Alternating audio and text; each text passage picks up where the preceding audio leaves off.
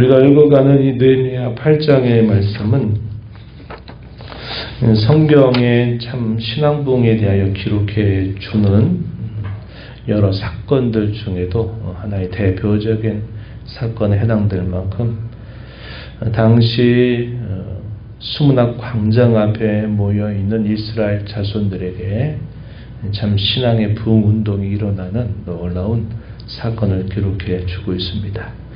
이때가 언제쯤 됐나 그 시간을 생각해 보게 되면 예루살렘 성벽을 완공하고 나서 약 일주일 정도의 시간이 지난 것입니다. 백성들이 자발적으로 모여오기 시작합니다. 예루살렘 성 가운데서 수문 앞 광장 앞으로 자발적으로 한 사람 두 사람 모여더니 이스라엘 자손들이 다 모이게 된 것입니다. 그때가 7월 1일이다 이렇게 알려져 있습니다. 백성들이 이렇게 모이고 난 다음에 이들이 청한 내용이 뭐냐면 당시에 학사 겸 제사장이었던 에스라를 청합니다. 그리고 그 에스라를 청해서 율법의 귀를 기울이게 되는 겁니다. 에스라는 우리가 앞에서 읽어왔지만 제 두 번째 귀환을 이끌어왔던 인물이죠. 그리고 그는 평생토록 그가 결심했던 것은 하나님의 율법을 그가 연구하고 또 가르치고 그 말씀을 준행하며 살기를 결심했던 그런 인물이었죠. 이 에스라를 초청해서 하나님의 말씀을 읽어달라고 부탁을 한 것입니다. 아주 이른 아침 새벽 시간부터 정오에 이르도록 계속 학사 에스라가 이 하나님의 율법을 낭독하게 됩니다. 이 율법책을 펴게 됐을 때 그들이 다 일어나서 아멘으로 여호와 하나님을 송축하게 되고 몸을 굽혀서 경배하게 됩니다. 여러분 예전에 그 교회당에 예배를 드릴 때 딱 일어서서 예배했다가 또 앉았다 하는 순서들이 있었죠. 지금은 그렇게 하지 않지만 다른 교회들도 그렇게 하는 교회들이 있어요. 처음에 시작할 때 일어서서 다 같이 일어서서 하고 말씀 듣는 시간쯤 되면 앉고 나중에는 또 다시 일어서서 이렇게 예배를 마치는 그런 일들이 있는데 아마도 이러한 모습들을 떠올려서 하나님께서 우리 가운데 찾아오신다 할 때에 일어서서 맞이한다 이런 의미를 담아주는 그런 형식으로 그렇게 한다 여겨질 수 있습니다. 백성들이 하나님의 말씀을 펴게 될 때에 아멘으로 화답하면서 송축하고 또 몸을 굽혀서 경배하는 모습이 나타났는데 이것은 사도행전 10장에 보게 되면 고넬료가 하나님께서 보내신 베드로를 맞이하게 될 때에 온 가족들이 기쁨으로 맞이하면서 우리가 다 하나님 앞에 서 있으니 말씀하옵소서. 하나님께서 당신을 통해 주신 말씀을 다 듣겠다 하는 이런 마음을 가지고 말씀을 받는 모습과 매우 비슷한 모습임을 떠올려 줍니다. 나무로 강당을 하나 만들었고 그 율법책을 그 강당 위에 대고 계속 읽어갑니다. 그리고 에스라 학사 옆에 좌편과 우편에는 그를 함께 돕는 신실한 자들이 서게 됩니다. 우편에 마띠다, 아나야, 우리야, 일기야, 마아세야 5명이 우편에 서 있고 좌편에는 부다야, 미사엘, mat기야, 말기야, 하숨, 하스바다니, 스가랴, 무슬람 이렇게 7명이 섭니다.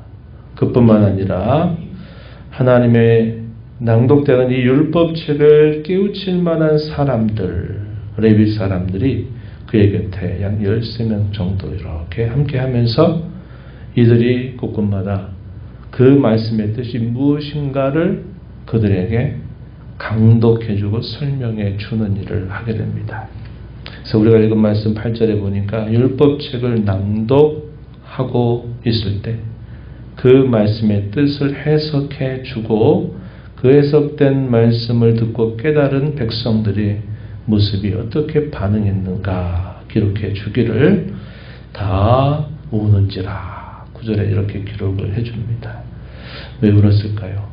하나님의 말씀의 그 내용들이 그들의 가슴 깊은 곳에 쭉 스며들게 되면서 그 말씀에 대하여 진정한 반응을 보이는 것이 우는 모습으로 나타나게 된 것입니다.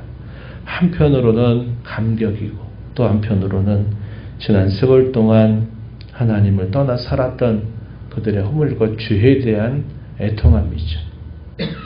마태복음 5장 4절에 애통하는 자가 복이 있다. 그들은 위로를 받게 될 것이다. 우리 주님이 그런 말씀을 하신 바 있죠. 백성들이 다 울기 시작합니다. 이곳저곳에서 흐느끼더니 그 광장 앞에 모여있는 모든 백성들이 다 함께 울면서 그들이 반응을 보이게 됩니다. 앞에 있는 이 지도자들은 그 백성들을 진정시킵니다. 오늘은 여호와 하나님의 성일이다. 하나님이 구별하신 거룩한 날이니 슬퍼하고 울지 말라. 그들을 위로합니다.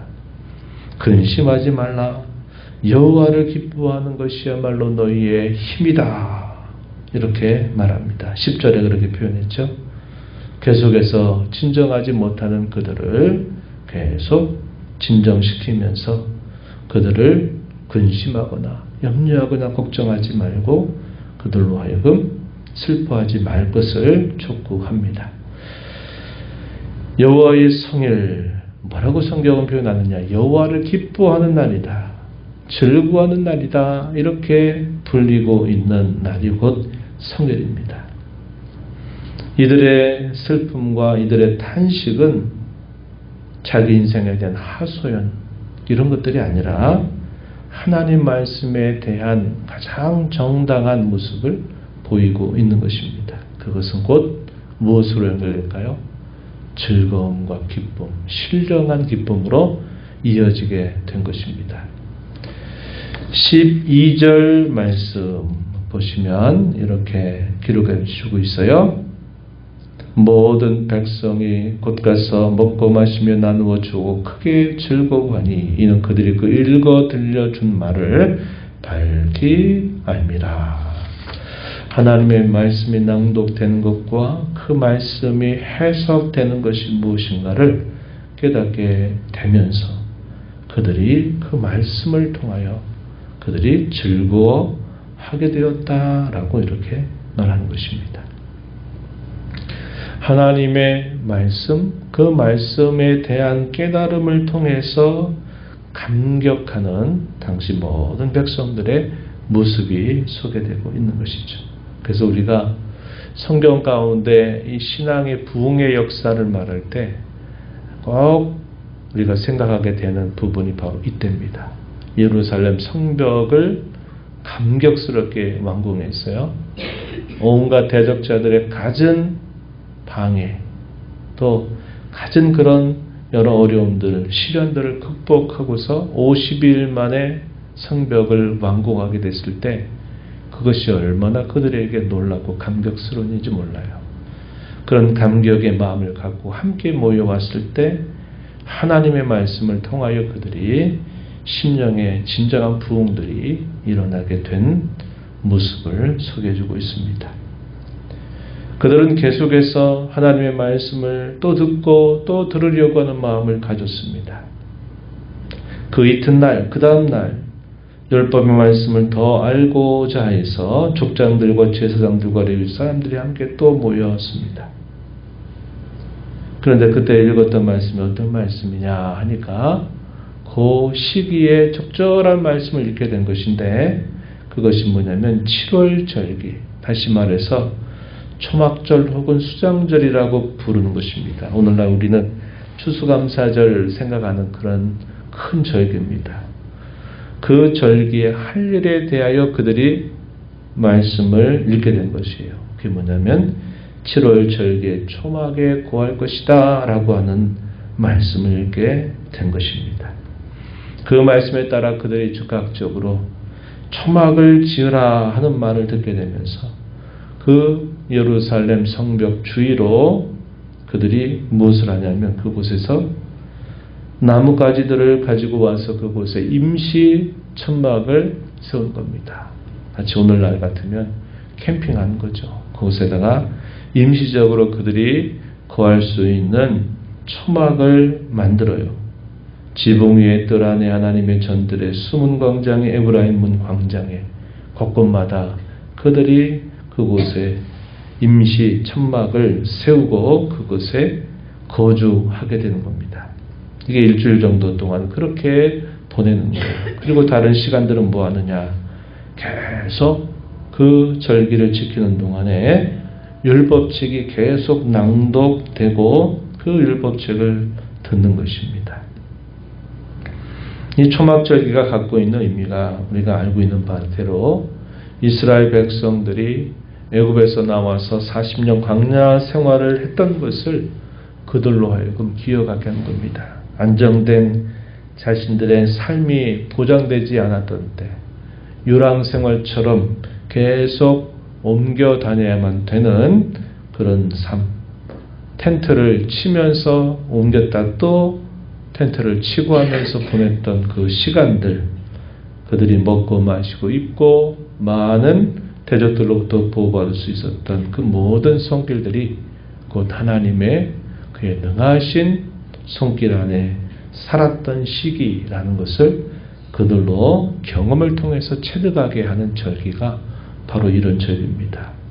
하나님의 보호하심과 인도하심, 그들은 약속의 땅을 향해서 나그네처럼 살아가는 삶이라고 하는 것을 그들로 떠올리면서 그들은 하나님의 말씀을 먹고 사는 백성들로 살아간다는 것을 몸소 체험하는 그런 시간들로 이 절기를 지키면서 하나님께서 우리를 이와 같이 우리를 인도하시고 보호하셔서 우리의 삶에 필요한 것들을 넉넉하게 거두게 하셔서 이런 주수의 열매를 주셨다 하는 것에 대한 진정한 감사를 드리는 절기가 바로 이 수장절 초막절입니다. 그때 지켰던 이 절기의 모습이 역사적으로 얼마나 큰 의의가 있었는가 설명해 주기를 17절에 보니까 모세 시대 이후로부터 처음으로 온 백성들이 다 한 곳에 모여서 지키는 절기였다.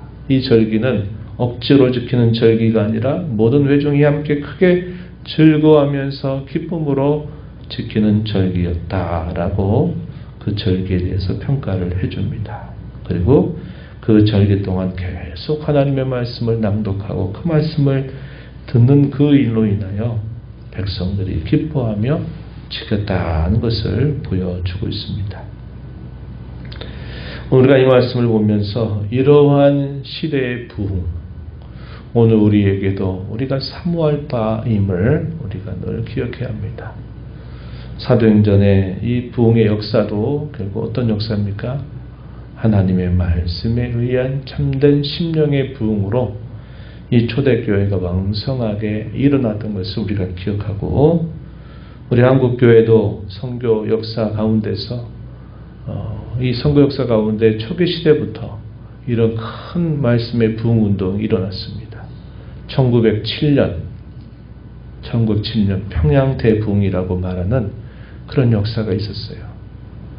여러 많은 어려움 가운데 이 평양에서 말씀이 전파되면서 그곳에 말씀을 듣는 심령들이 마음이 부흥이 일어나면서 큰 부흥 운동이 우리 대한민국 역사에서도 일어났던 것을 기억합니다. 우리도 저와 여러분이 살아가는 동안에 우리가 이루는 교회가 또 우리 자신이 이러한 심령의 부흥에 늘 일어나기를 사모하고 기뻐하며 살아가는 저와 여러분이 되어야 되겠고, 이런 말씀의 진정한 부흥 운동은 결국 하나님의 말씀을 깊이 깨닫는 그 일로부터 시작된다라는 것을 우리에게 잘 보여주고 있습니다. 그래서 우리가 우리 자신과 교회를 위해 생각할 때 말씀이 풍성하게 세력을 얻는 교회라는 의미가 바로 말씀을 통한 심령의 부흥입니다. 성령의 위로 가운데 평안이 든든해서 가는 교회가 되도록 우리가 기도하고 힘써가자 하는 것이 바로 이런 의미와 매우 같은 의미를 우리에게 전달해 주는 것이죠. 복된 주일입니다.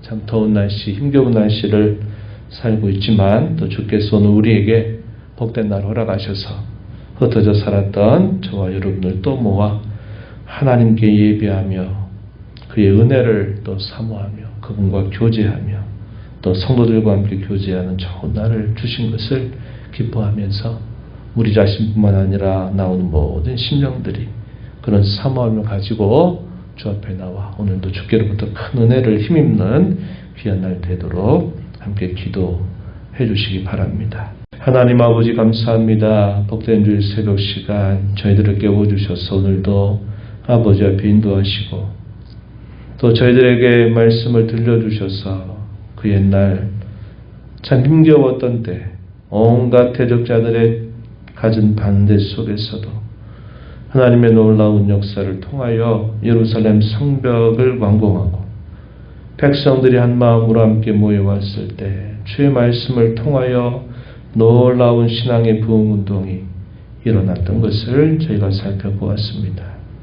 그러한 신앙의 부흥이 오늘 저희가 이루는 교회 또 저희의 심령 속에 늘 말씀을 통한 참된 부흥이 끊임없이 일어나게 되기를 간절히 바라옵나이다.